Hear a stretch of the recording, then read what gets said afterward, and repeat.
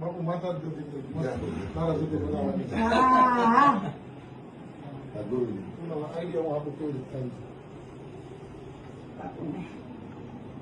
બોલો ગિરનારી મહારાજ કી જય. બોલો બેરડી મુદ્દો આ છે.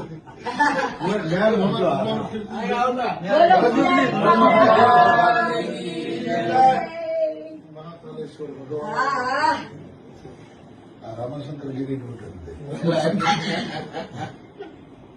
રામભાઈ ચેલી વાળી બનાવજો. રામભાઈ કોઈ ટેન્શન બતાવી કાઢું બે